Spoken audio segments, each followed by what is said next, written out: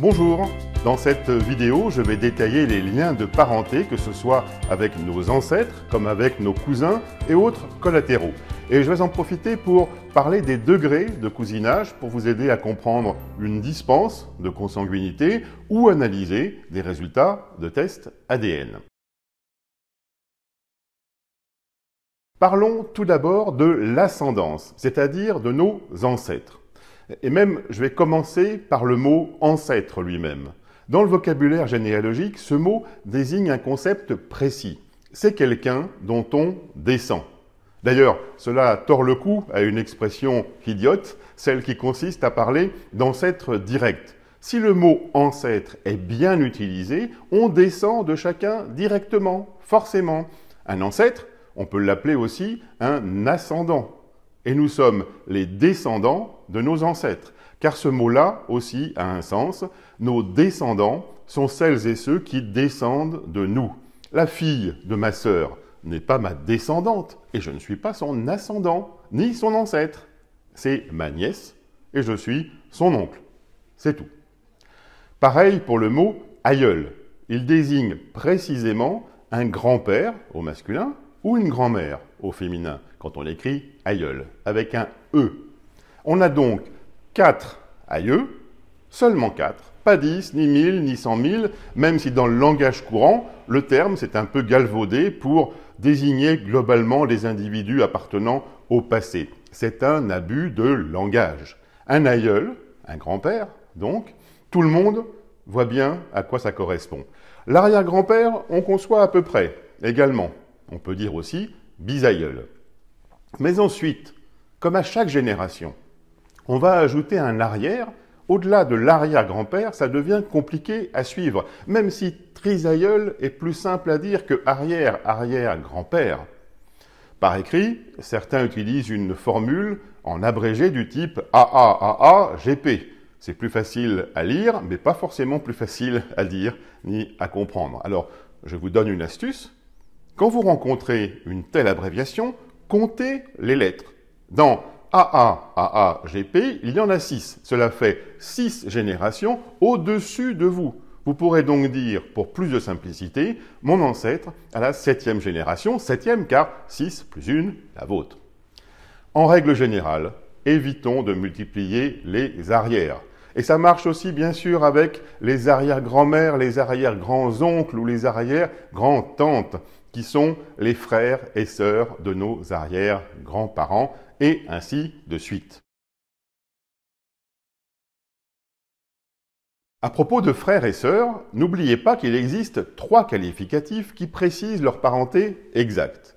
Le frère ou la sœur tout court, c'est ce qu'on appelle officiellement un frère germain ou une sœur germaine, c'est-à-dire nés strictement des mêmes parents. Cela peut paraître bizarre de le préciser ainsi, pourtant, dans la réalité de nos généalogies, les autres cas sont fréquents.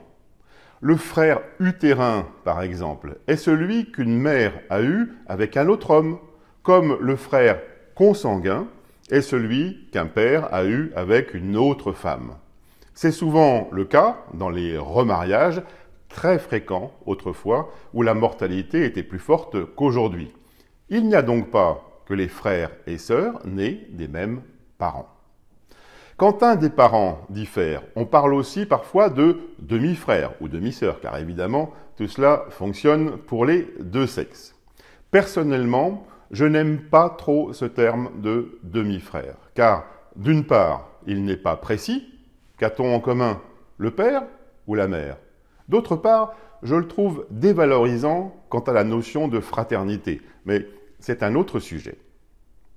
On parle aussi parfois, de manière abusive, de demi-frères pour qualifier les enfants d'un couple recomposé, chacun étant issu d'une union précédente. Ils n'ont donc rien en commun à part le fait que leurs parents se soient remariés ensemble. Ils ne sont donc pas parents. Ils peuvent même se marier entre eux, ce qui arrivait souvent autrefois. Et j'ai régulièrement vu le cas, peut-être vous aussi, où le mariage des parents et des enfants avait lieu le même jour. Il ne s'agit donc en aucun cas d'un mariage consanguin. Je reviens une seconde aux oncles et tantes pour préciser que ce ne sont pas toujours exclusivement les frères ou sœurs de nos parents. Non, dans certaines régions, c'est le nom qu'on donne au deuxième conjoint d'un ancêtre veuf ou veuve. C'est bon à savoir pour interpréter certains actes où on trouve parmi les témoins un oncle, par exemple. On a beau chercher ou le rattacher dans l'arbre, on a beau essayer de triturer les actes pour trouver sa place dans une fratrie, rien n'y fait. C'est simplement parce qu'on appelait oncle le deuxième mari d'une femme veuve. Le terme exact, un peu vieillot, serait parâtre pour un homme ou marâtre pour une femme, mais cela rappelle trop les mauvais parents des contes pour enfants. On dit aussi beau-père ou belle-mère, ce qui n'est pas terrible non plus car il y a risque de confusion avec les parents de son conjoint, nos beaux-parents. Passons maintenant à la partie sur les collatéraux plus lointains. Savez-vous ce qu'est une tante à la mode de Bretagne ou un oncle à la mode de Bourgogne? Ces dénominations existent vraiment, ce n'est pas juste une façon ironique de qualifier des parents lointains dont on ne saurait pas vraiment comment les rattacher à notre arbre. Une tante à la mode de Bretagne, c'est la cousine germaine d'un de nos parents. Pareil pour l'oncle à la mode de Bourgogne, évidemment, qui est le cousin germain du papa ou de la maman. La dénomination pointe donc un décalage générationnel. C'est comme une tante ou un oncle, donc à la génération d'avant nous, mais éloigné d'un cran dans les rameaux de l'arbre. Et évidemment, l'inverse est vrai aussi. Je suis le neveu à la mode de Bourgogne de la cousine germaine de ma mère. Un mot, au passage, sur le terme cousin germain, qui est connu de tous. Il s'agit des enfants d'un frère ou d'une sœur d'un de nos parents. Dans les actes anciens, si le qualificatif germain n'est pas précisé, c'est souvent qu'il s'agit de cousins plus lointains. Impossible alors de les rattacher avec certitude à nos découvertes. Tout au plus, peut-on les indiquer comme présents lors d'un acte, en tant que témoins, en tant que cousins, mais sans les placer exactement dans l'arbre. Ce sont tous des collatéraux, c'est-à-dire ni des ascendants, ni des ancêtres, même s'ils vécurent il y a très longtemps. Pas plus que nous sommes leurs descendants, puisqu'il n'y a pas de parenté directe, verticale avec nous, mais simplement un lien de famille horizontal. Les cousins issus de Germain sont situés à la génération d'après. Leurs parents et les nôtres étaient cousins germains. Nous sommes donc, entre nous, cousins issus de Germain. C'est facile à comprendre en inversant l'ordre des mots. Nous sommes issus de cousins germains. On dit aussi cousins remués de Germain, c'est pareil. Et après, il y a les cousins issus de Germain, ça marche toujours, mais c'est comme les arrières quand on remonte le temps, plus il y en a, moins c'est lisible et compréhensible. Il vaut mieux dire cousin à tel ou tel degré. C'est pour cela que je veux maintenant aborder cette question des degrés de parenté.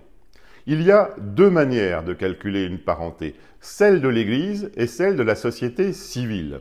Dans le premier cas, celui qu'on rencontre fréquemment dans les actes de mariage avant la Révolution, les actes de mariage entre cousins qui donnaient lieu à dispense, l'Église compte de chaque côté le nombre de générations qui séparent les conjoints de leur ancêtre commun.